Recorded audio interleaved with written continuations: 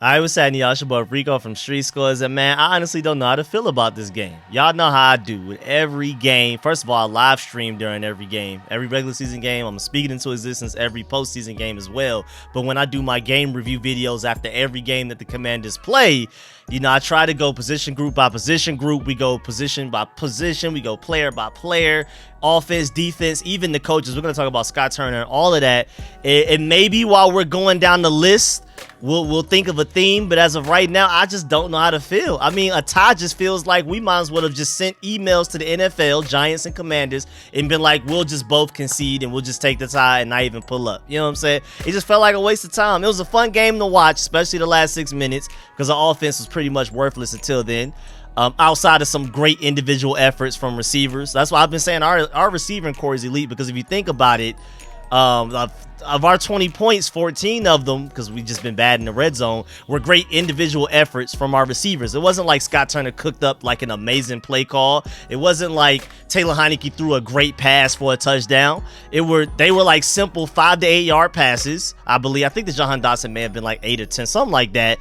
And it's them breaking a tackle and then making some guys miss afterwards. Like, just great individual efforts, which further proves that our receiving core should be elite, but it's hard to tell because our quarterback, our offensive line, and our offensive coordinator are unable to unlock the true talent of this receiving core. Just imagine some of these other quarterbacks and teams, if they had this receiving core, what they would do with them. Somebody's always open every play. You just got to find them.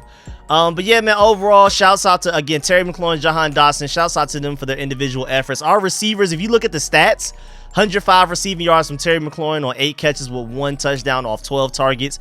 Curtis Samuel, 63 receiving yards with 6 receptions off 7 targets. Jahan Dotson, 54 receiving yards, that touchdown, and 5 receptions off of 9 targets. I mean, even Antonio Gibson and Logan Thomas had 20 yards receiving each, and Brian Robinson had 15. And if you look at those stats only, don't look at nothing else, you're like, oh, okay, the Commanders should have won this game. You know what I'm saying? We're getting more production out of receivers than normal overall. But again, it was great individual efforts and not necessarily Taylor Heinicke throwing guys open. We're going to get to Taylor Heinicke and how inaccurate he was today. But statistically, one of his best games this season. Like, if you look at the film, if you actually watch the game, you know it wasn't one of his best games at all. But he did go 27 for 41, 275 yards, and 2 touchdowns. Like, and he got sacked 5 times. We're going to talk about the offensive line, of course. We're going to talk about the offensive line individually as well. But if you heard those receiver stats, heard that the Giants went 4 of 13 on 3rd down, you would just assume that we won the game, right? Like, if somebody told you that Terry McLaurin was going to have 105 yards receiving and a touchdown, Curtis Samuel will have 63 yards receiving, Jahan Dotson would have 54 yards receiving and a touchdown, the Giants went 4 of 13 on 3rd down, and Brian Robinson had 96 rushing yards and 15 receiving yards. If you heard those stats before this game started, you would just assume that we won, right? By at least double digits, but it didn't work out that way. Some of the main takeaways I take from this is that, first of all, the refs hate it. There was a certain point, and I try not to be that guy. I really hate being that guy. But the refs, bruh, that Terry McLaurin, Fabian Moreau thing, that's on 3rd and 10, I believe. We were in the red zone. Could have scored a touchdown there. They said that Fabian Moreau didn't do a pass interference. He literally did everything that it takes to be a pass interference. I think he impeded his progress. He held on to him at one point. It was literally every way, shape, or form of a pass interference. It wasn't completely egregious, but the fact that they threw it live and then picked it up. When was the last time, if ever, a ref has picked up a flag from a penalty called against us? I can't remember. I didn't even know that was like a thing. I mean, that just must be a nice luxury that other teams are always getting. Maybe the Giants fans have always been getting that because apparently they see nothing wrong with it. I mean, that's just amazing to us. As a burgundy and gold fan, a flag being called on the field and without a replay, they just be like, nah, actually, like that just felt like that was called in from Vegas. And there was a lot of stuff going on. There were a lot of holes that they didn't call on their offensive line. It was a lot of stuff going on. But then after a while, the refs, like they typically do, refs hate on us and then they stop hating on us. And then from the loss of momentum, we just start to beat ourselves. And I can honestly say, even though the refs were hating, we beat ourselves more than the refs were hating. I feel like we're still the better team. I feel like with a healthy Christian Holmes and Cole Holcomb, we're going to talk about that when we get to the linebacker and DB part of this video. I feel like a healthy Cole Holcomb, which is quite likely, especially a healthy Benjamin St-Juste by the time we play him again, because we have a bye week. We get full rest. Jonathan Allen, get your rest because you look like you were a little banged up at the end. Everybody that looks a little hurt, you get your rest. Hopefully we get Benjamin St-Juste back by then.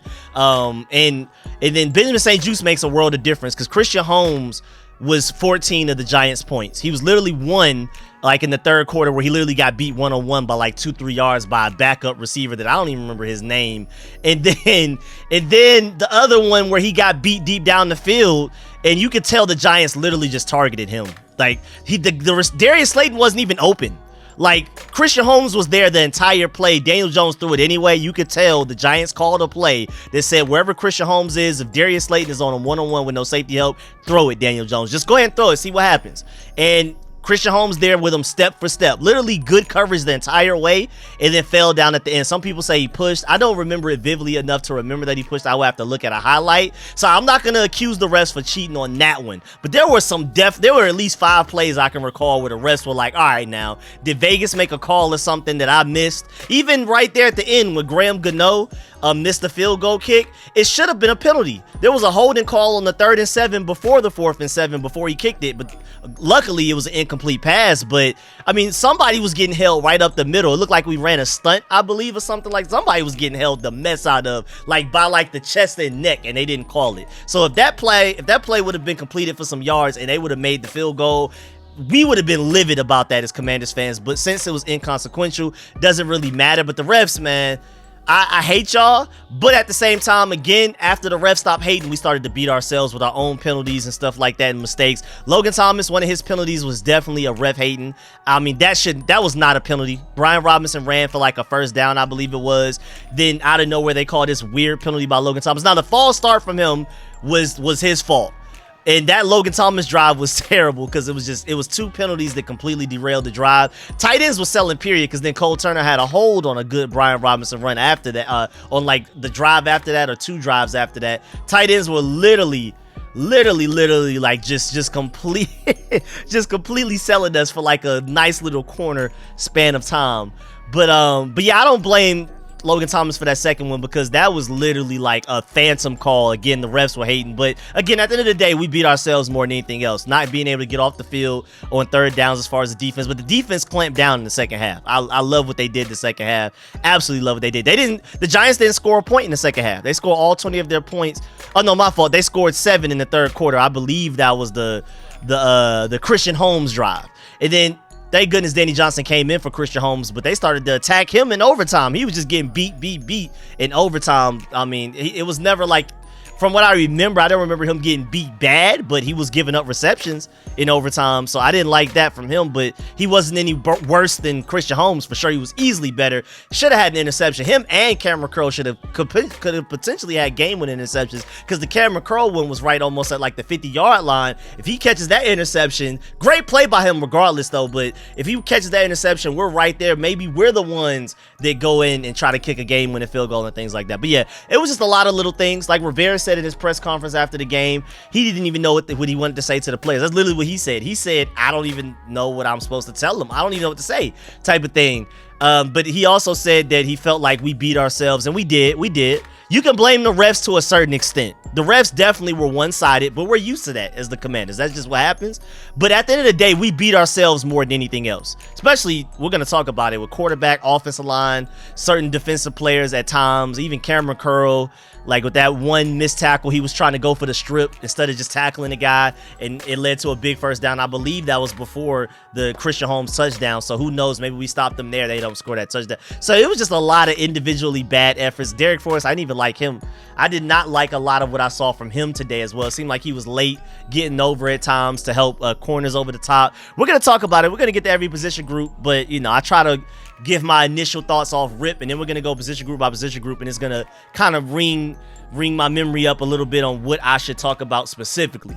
But yeah, man, Before we dive into this video, make sure you subscribe to the channel, hit the bell next to the subscription button so you get a notification immediately. And every time I release an informative and opinionated video just like this one, make sure you pull up every game day for the play-by-play live analysis where we laugh and learn together every Commanders game, regular season. I'm gonna speak it into existence postseason as well. Make sure y'all pull up for every single one of them. We beat the Giants after this bye week. We're firmly in the playoff race. I think that's easy to see. So we gotta win that. But yeah, again, man, really appreciate y'all for pulling up for the chat, to the stream and everything. Shouts out to everybody that donated. Shouts out to all of my sponsors, all of them, man. Really appreciate y'all. And so let's go ahead and get into this video. I don't want to waste y'all time anymore because this video is probably going to run 40-50 minutes anyway. Let's get it.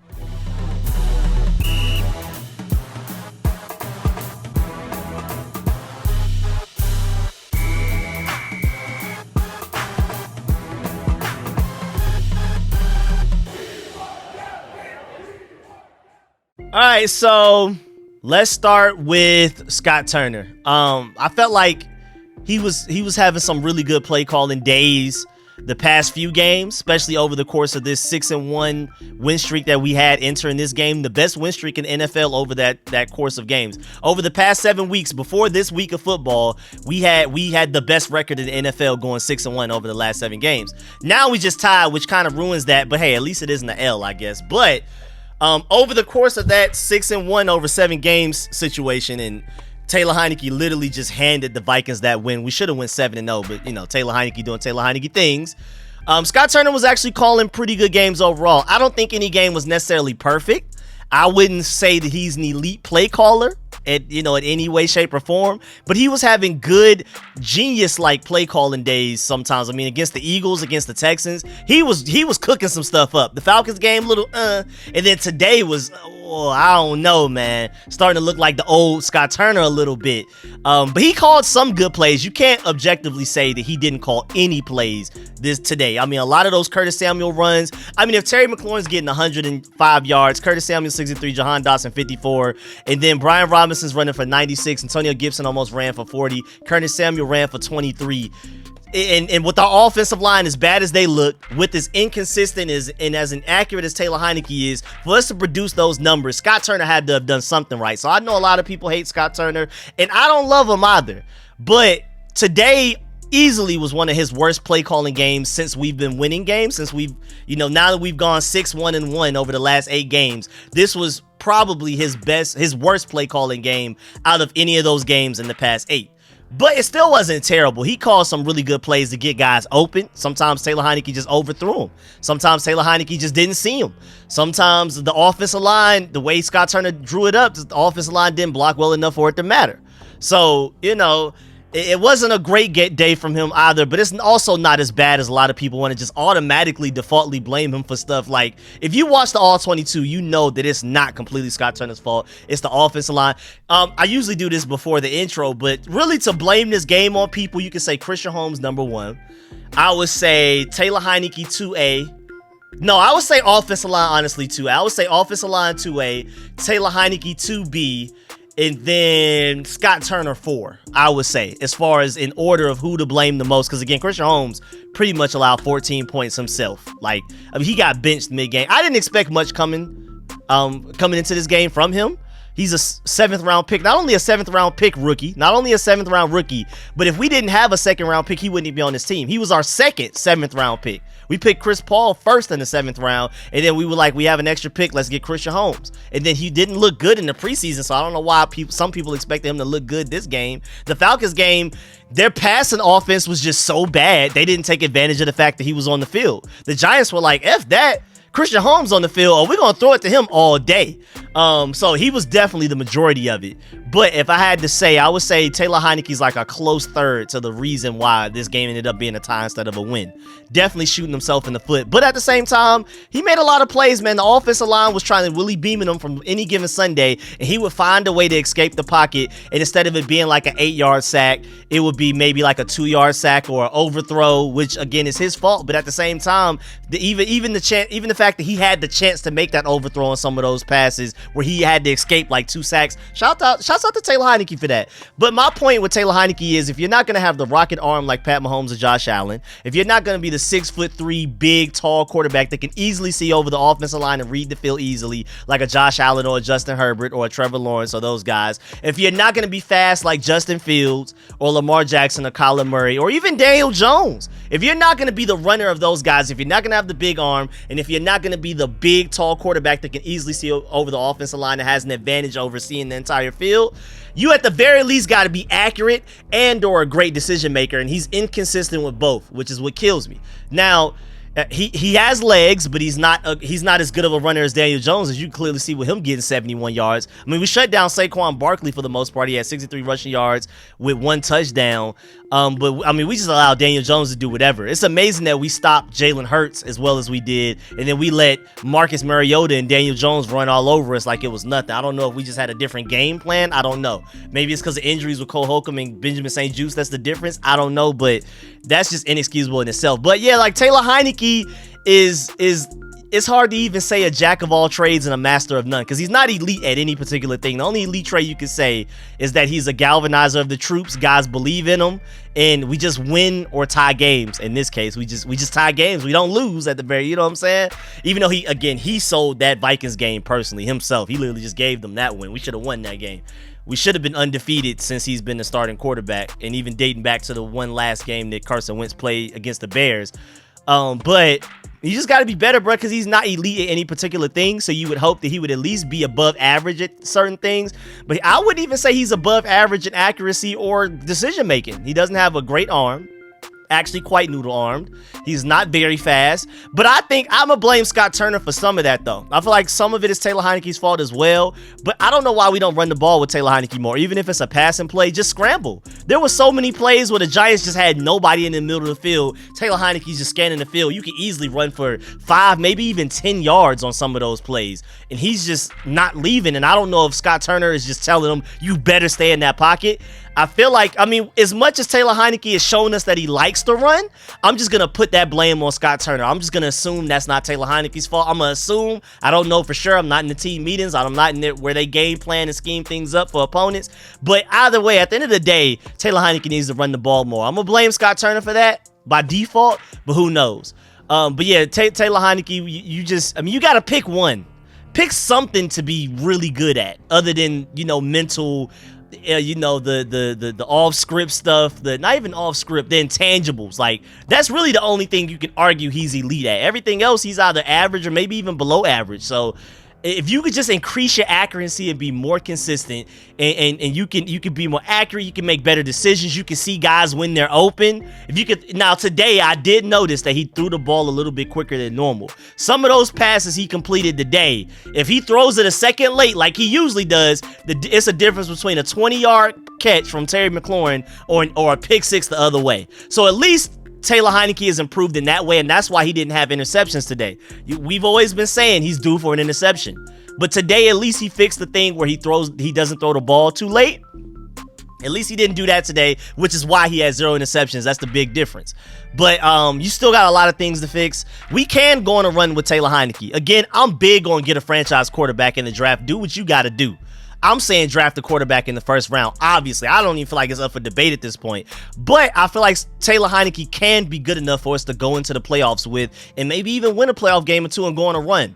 My problem with Taylor Heinicke, like I've said in previous videos, is if the defense isn't elite, if the defense doesn't play like a top 5 defense, if the offensive line is selling, if the run game isn't as dominant as it been, us running for at least 140 yards a game for the past few games, if we lose even one of those things, is Taylor Heinicke good enough to win games? And it just doesn't look like it. The run game, we ran for 165 yards. The defense only allows 7 points to be scored in the second half, and they only allows 20 points overall. And again, Christian Holmes was 2 touchdowns by himself, 14 of those 20. If you have Benjamin St. Juste started, I mean, of course, domino effect, you never know what will happen, but that would erase at least 14 known points from the Giants. So the defense even though they weren't top 5 today, they played definitely well enough. But we ended up with a tie because they didn't play elite. When you lose, when you're one injury away, you're a Benjamin St-Juste injury away from the defense not playing well enough to win games. That's my whole point with Taylor Heinicke. He doesn't elevate the team well enough. If we don't run for 165 yards, do we lose this game?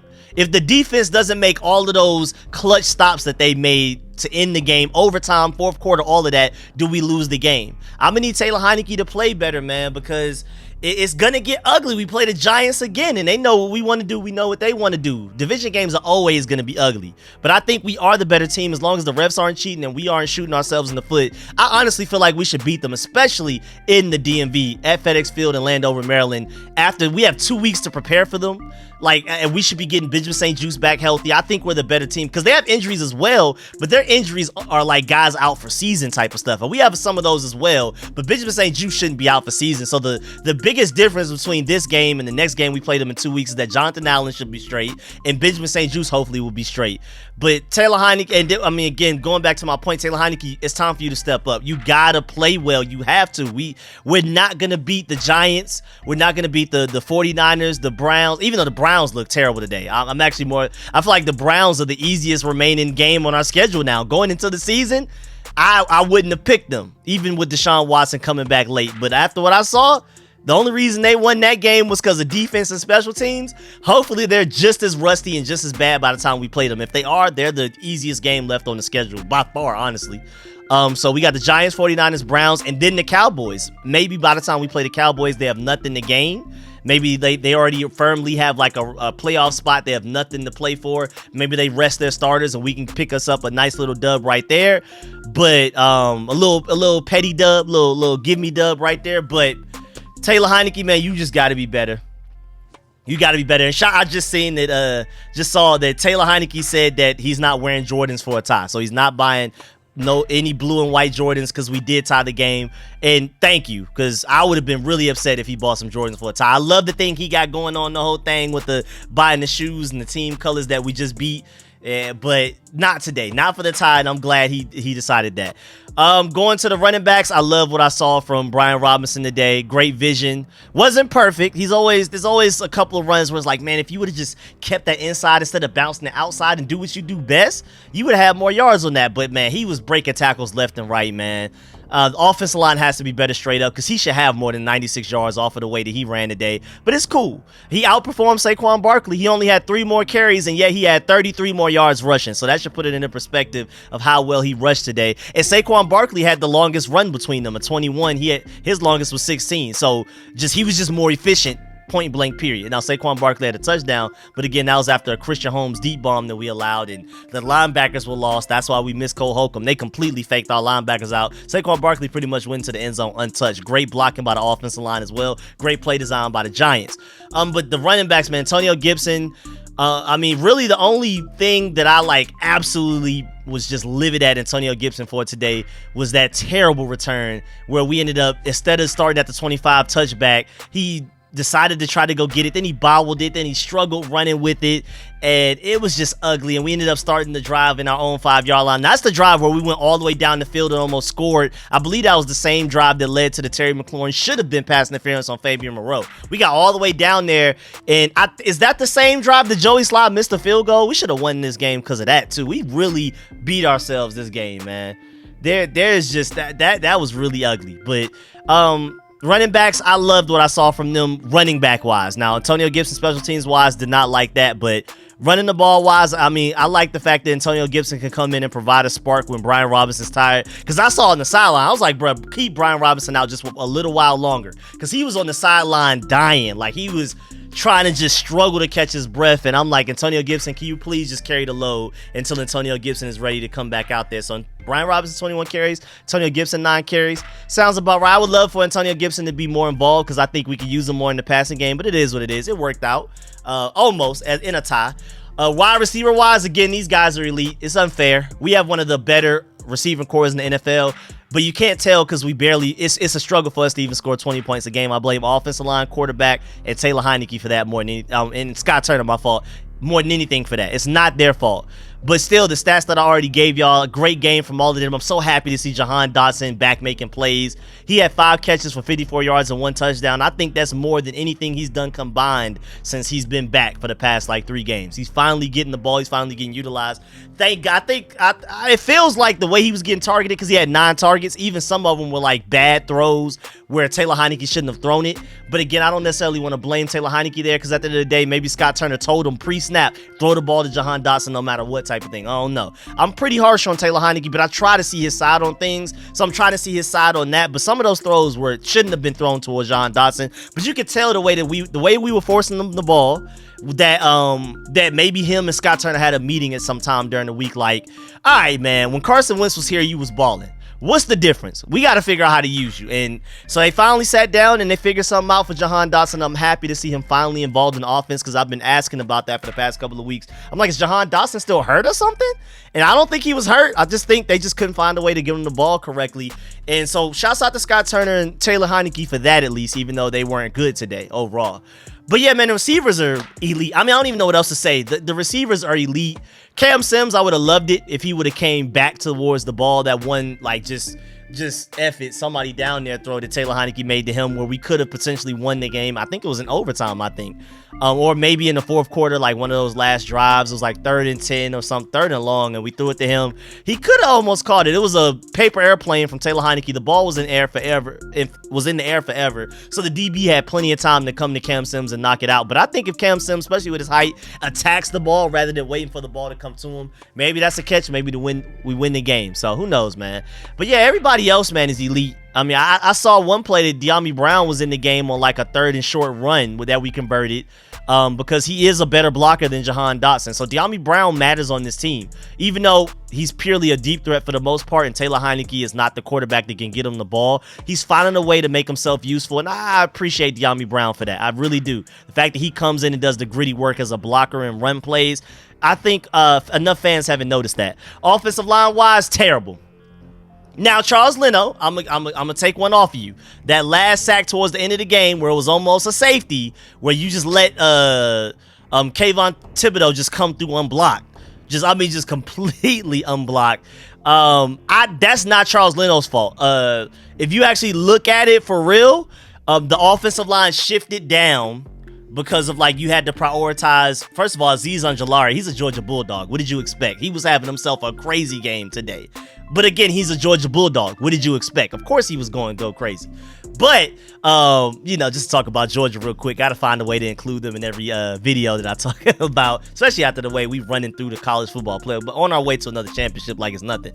But we shifted the protections down because they overloaded that side. Azeez Ojulari, I believe, was on that side as well. So we prioritized that. So pre-snap, we know. Scott Turner knows, offensive line knows, this is where the protection is. For some reason, Taylor Heinicke doesn't know. I don't know if he had a mental lapse, but that's on him to recognize that guy is going to come through one block. You have to see that pre-snap. So you need to shift the protections back, or as soon as the ball is hiked, you need to run to the right. Don't just sit still. Run to the right, go to where the protection is, and try to get the ball out of your hand early, because they were clearly showing blitz. Maybe you hot route a slant to make up for it, because if they're overloading the right side and there's still an unblocked guy to the left, that means somebody should be open on a slant over the middle. So that's up to Taylor Heinicke to recognize that pre-snap, because remember, after a certain point, with I think 20 seconds left on the clock, or 15 seconds, something like that, the offensive coordinator can't talk to the quarterback. It's up to the quarterback from there to make the decisions, and Scott Turner definitely gives Taylor Heinicke the power to make those changes. It's up to him to do that. And it goes back to my point. If you're not going to be elite in any trait, at least be consistent and at least average at certain things. And I just wish he was at least good pre-snap, or at least better pre-snap. So it is what it is. But still, even regardless of that, the offensive line was terrible today. Wes Schweitzer, I didn't even know he was out there until mid-game, because he was getting beat pretty bad. Samuel Cosmi started at right guard, but then he ended up getting hurt. Cornelius Lucas, I guess, was just starting right tackle, and then at a certain point, Tyler Larson got hurt, and then Nick Martin came in, but it didn't really seem like it made much of a difference. I mean, our offensive line was still getting beat the same way it was. It didn't seem any worse. But I still prefer Tyler Larson over Nick Martin. Charles Leno, even outside of that play where I'm taking away the blame, you were bad today. you gave up quite a bit of plays that's inexcusable. Again, a Georgia Bulldog is going to do what a Georgia Bulldog do. So I can't blame you too much. You know what I'm saying? We'll give you a little bit of leeway for that. But it was a bad day from the offensive line overall.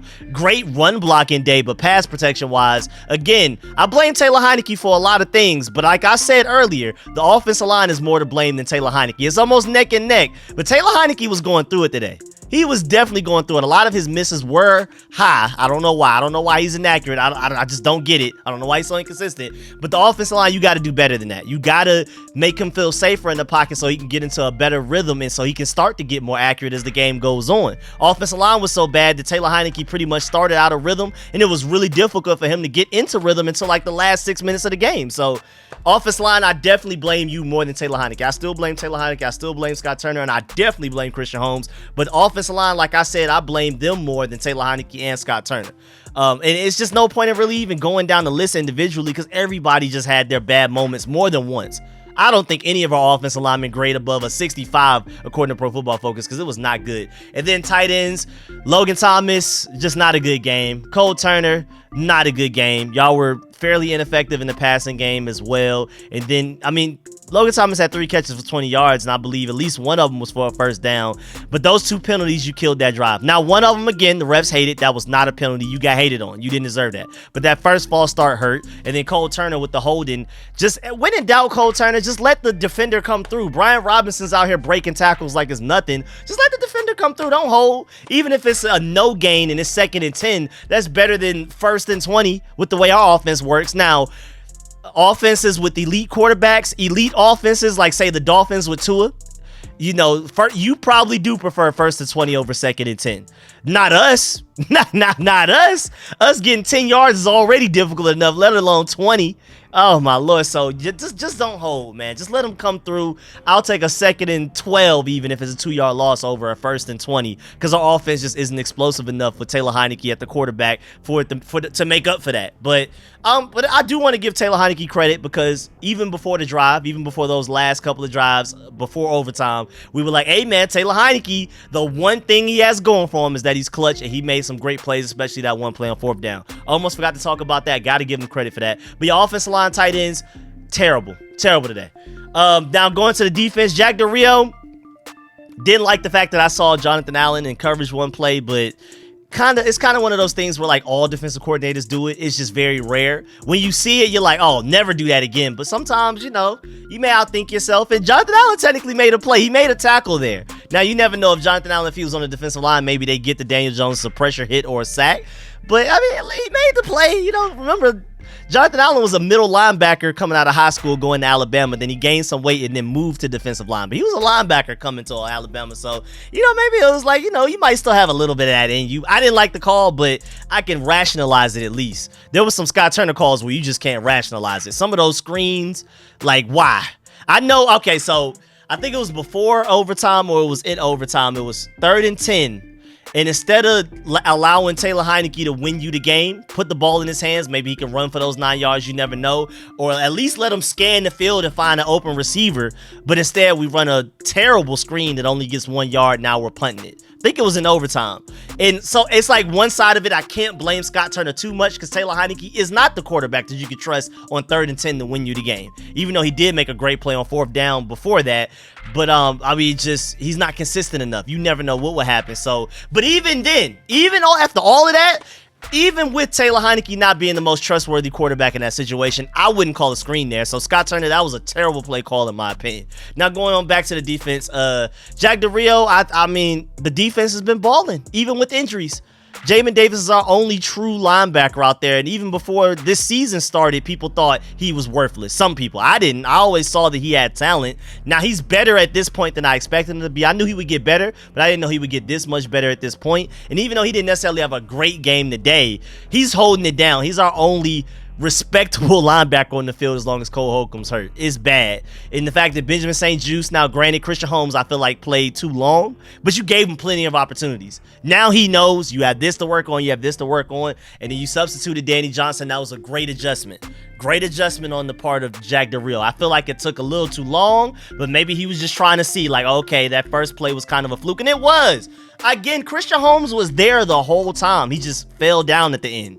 So maybe Jack Del Rio was like, well, Christian Holmes was technically there. He'll learn from that. He'll learn not to fall. He'll learn to attack the ball, get some better ball skills, and bat that down. Intercept it even. The way that ball was lobbed up there, Christian Holmes had every opportunity to go intercept that if he wanted to.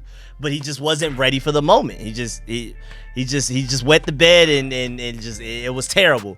And then when he got beat real bad for that touchdown after that, like there's just one-on-one coverage, no safety help, touchdown, little out route by the no-name receiver that I still can't remember his name. Hodgins, the Hodgins guy, who had 5 catches, 44 yards, and a touchdown against us. After that, I think Jack Del Rio was like, oh yeah, I've seen enough. That's enough for this. So Danny Johnson, you come in. But good job making adjustments there. Montez Sweat with a concussion injury, missed a lot of time, if not like a lot. It missed a lot of time, if not the whole game. So, like, he had to adjust to that. You don't have Chase Young. You haven't had Chase Young all season. You lost Montez Sweat at some point in this game. Even Jonathan Allen was banged up before overtime. You lost Christian Holmes and Cole Holcomb, and our defense still only allowed the Giants to score 20 points, even after going into overtime. We played 5 quarters and only allowed 20 points. Now, that looks really bad for the offense. We played 5 quarters and only scored 20 points. But for the defense, that's pretty good. Again, especially since a second, 7th round pick having to play due to an injury is the reason that they score 14 of their points. I feel like Jack Del Rio called up a great game overall. Now, defensive line-wise, I would have preferred more pressure, but, I mean, Jonathan Allen and Daron Payne did their things today, bro. They balled out today, man. Right now, Daron Payne leads our team in sacks with 8.5, I believe. He got 2 today, I think. He got like 2 today, right? Yep, Daron Payne had 2 sacks.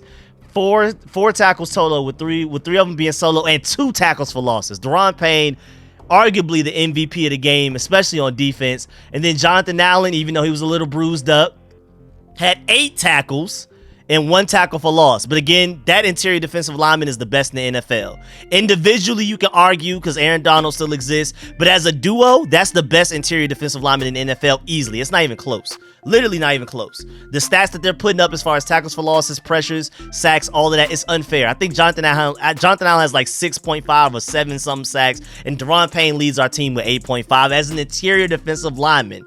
Through 13 games, he's on pace to get 10 sacks, double-digit sacks as an interior defensive lineman with Montez Sweat. I know at least 3 weeks ago, Montez Sweat was leading the league in QB hurries or QB hits, something like that. So even with that, Daron Payne and Jonathan Allen are still finding a way to get their sacks and their stats. So Montez Sweat's balling, everybody's balling. But today, isolated wise, they're one of the only reasons that we won this game, honestly. This game could have gotten ugly if Jonathan Allen and Daron Payne didn't make some of those plays. There was some drives where it looked like we couldn't stop the Giants. And then Daron Payne comes up with a big sack, and now it's 2nd and long, 3rd and long, and now we get off the field on defense and get our offense back on the field. So thank goodness for them, man. And shouts out to, man, Casey Toohill made plays. I think it was like 1 Daron Payne sack, or somebody's sack. I think it was Daron Payne sack, or maybe Danny Johnson's, one of those where Casey Toohill is the one that made the play, and Daron Payne pretty much cleaned it up to get the sack, but it was a play made by Casey Toohill. So shouts out to Casey Toohill and James Smith-Williams having to play starter-level snaps and still going out there and doing what you got to do, because they're supposed to be backups to Chase Young and Montez Sweat, but with both of those guys out and hurt, I mean, shouts out to them for stepping up big time. Linebacker-wise, again, it's really not much to say. John Bostic, I mean, just having to play in at all is just... John Bostic had 5 total tackles as a linebacker. That's not good. Jamin Davis had 10 with 7 solos and a tackle for loss. That's not good. That's just not good, man. That's unacceptable. Again, shouts out to Jack Del Rio for somehow finding a way to make this work. That's all I can say about the linebackers. Then the DBs, we've already talked about Christian Holmes enough. There's not much else really to say about that. Cameron Curl. I mean, it's so many positives and negatives to take away from this game. And I felt like that one play where he should have had the interception, could have had the interception at the very least, was like a perfect summary of the game that he had today. Because he had that one terrible missed tackle earlier where he was trying to go for the strip instead of just making a tackle. And then it's like 2nd and 10 or 3rd and 10 or something like, I think it was like 3rd and 10. And the Giants, a 7-yard pass. Y'all are tackling him after 7 yards. Y'all have him in y'all grasp. And he somehow breaks the tackles and gets an extra few yards for a 1st down. And I believe that led to a touchdown, at the very least a field goal. And that's because he was just being silly and trying to strip the ball. But at the same time, he led our team in tackles with 12, led our team with solo tackles with 9, and also had a tackle for loss as well on top of that. So Like, he was like really good and really bad at times. He made some really bad plays today, man. Really bad. But at the same time, we don't tie this game without him. Like, we need a Cameron Curl. Again, he led our team with 12 tackles. Without him, who knows what happens this game. Again, 9 of them solo. 9 solo tackles. That is crazy, man. Jamin Davis and Jonathan Allen are tied for second with 7. There's a gap there. So Cameron Curl is a weird person to judge. Derek Forrest, I mean, you were also kind of weird today. You just seemed like you were late helping corners over the top at times.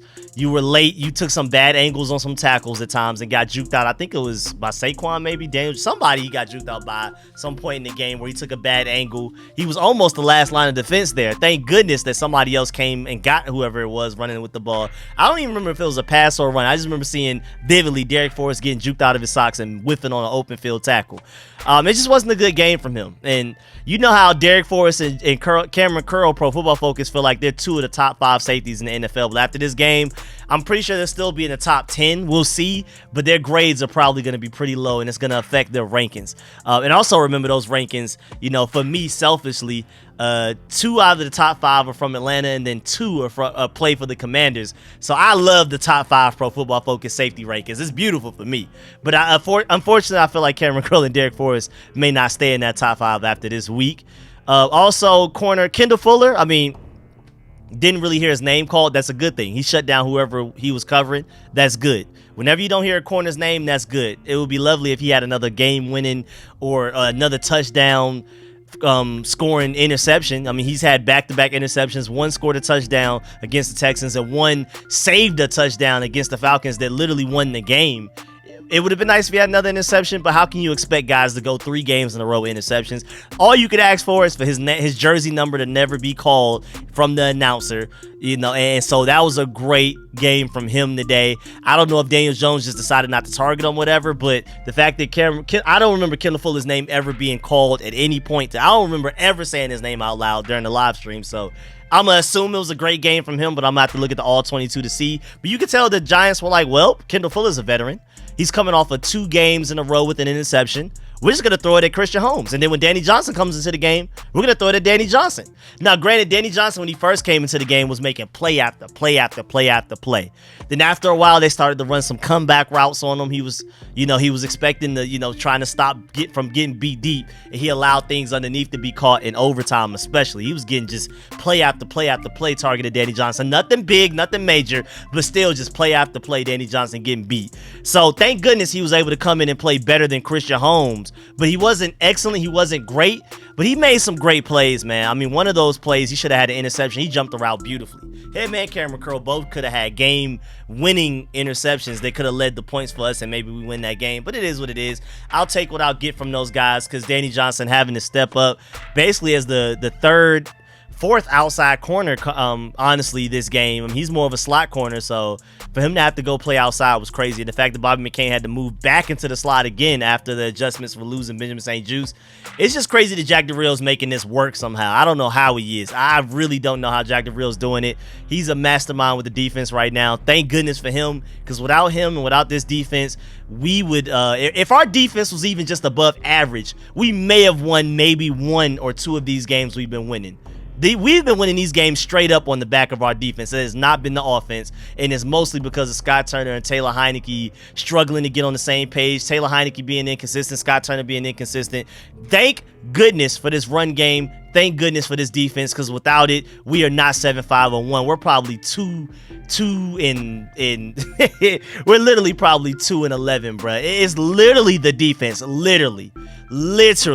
Oh, it's bad. I don't think y'all see it, man. Y'all really just don't see how elite this defense has been. And again, going back to the Taylor Heinicke thing, if our defense just has one off game, not even off, if they're just not elite one game, not even say they're average or below average, if they just simply don't play like a top 5 defense, are we going to lose games? And it looks like the answer is yes, so I'm going to need Taylor Heinicke to step it up. There's still a chance he can, but you got to play better, because it's only a matter of time for where we go against an offense that just matches up well against us, or offense that just out schemes Jack DeReal once. You know what I'm saying?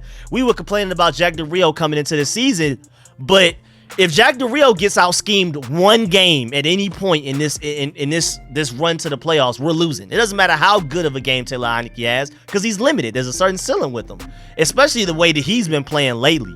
These last couple of games, boy, and then if you go back to the Colts game and the Vikings game, if he plays like that and Jack Del Rio gets out schemed for once, it's over with. We lose by double digits. So shouts out to Jack Del Rio, because you've been holding it down while the offense has been struggling. Again, it's not our receivers, it's not our running backs. It's just it's a mix of the quarterback, the offensive line, and the offensive coordinator. And today it was kind of the tight ends. Today the tight ends. Y'all was on one today. Shouts out to Jack Del Rio and the defense for being the one consistent thing on this team. And I guess the run game as well. The run game has been consistent. And you got to give Scott Turner credit for that. Because if you think the offensive line was bad, which it was a lot today, and Taylor Heinicke's not necessarily blowing the Giants secondary out, how are we able to get 165 rushing yards? That's Scott Turner calling those plays. So again, it wasn't a horrible game, but also wasn't anywhere near his best game since we've been winning a lot of games these past 8 weeks. And then that's really it as far as the defense, special teams. Thank you, Alex Erickson, for not muffing punts. Shouts out to him for stepping in mid-season for Dax Milne, who's hurt, and doing what we need him to do. And he even made a couple of guys miss on some of those punt returns, making the right decisions, fair catching when you should, not fair catching when you shouldn't, letting it go out of bounds when you should, all of that. Thank you for being a consistent person. We won Explosion. I still won Explosion from our punt return game. But as you can see, when you try to get Explosion and you get cute by throwing somebody like Antonio Gibson back there, you're going to have your explosive plays, but you're also going to have your really bad plays where they put you in terrible field positioning and may even muff a punt. So, shouts out to Alex Erickson for being consistent. When Dax Milne comes back, shouts out to you for being consistent as well. I mean, time of possession is crazy. 41 minutes to their 28 and 50 seconds is crazy. It's just the penalties, 7 penalties for 56 yards to their 4 for 34. They should have had way more penalties than that. If you just even add the Fabian Moreau and take away that one Logan Thomas phantom call out of nowhere, we should pretty much be even on yards. But, you know, the refs didn't like us. It is what it is. Joey Sly, speaking of special teams, shouts out to Tressway. Thank goodness for you. Thank goodness. Whew, we needed you, because the offense was pinned back sometimes, kicking punts, and you were able to bail us out and allow the defense to give us a chance to stop them from scoring field goals late in those games, fourth quarter and overtime, game-winning field goals. But Joey Sly, you got to make that one kick. Now, if I'm Ron Rivera, that one time right before overtime, I probably would have kicked that with Joey Sly, even if it would have been like a 60-yarder. He's made it before. Granted, he missed like the 50 or whatever he missed earlier, whatever, like a straight up 50, like a 50-yarder or something like that. I still would have gave him another chance, but he went 2 for 3, made every extra point. He was 8 of our points alone. So it is what it is. His longest he made was a 42. He missed a 50-yarder. And you don't necessarily expect your kickers to do that, but at this point, the way Joey Sly has been automatic for the past couple of weeks leading up to this game, I expected him to make that. And you got to be better. There's no excuse. You just got to make those. You got to make a 50-yarder, but I mean, hey, we weren't expecting in a lot of our previous kickers to make 50-yarders, so it's nice to even have high expectations for our kicker like that. But you saw Graham Gano wasn't able to make his, so it is what it is. Shouts out to Joey Sly, man, for going 2 of 3. I wish you were perfect, but it is what it is, man. But yeah, man, that's the end of this video. Please get in the comment section, let me know how you felt about everything discussed in this video. Please leave a like on this video if you liked it, if you learned anything. Also, and I appreciate the support, man. Shouts out to all of my sponsors, especially my Pro Bowl sponsors, whose names you see scrolling on the screen right now. Shouts out to all of y'all that pulled up to the stream. Let me know in the comment section how you feel about everything discussed in this video. Do you agree or disagree with any of my points? And I'm gonna catch y'all later. I'm out.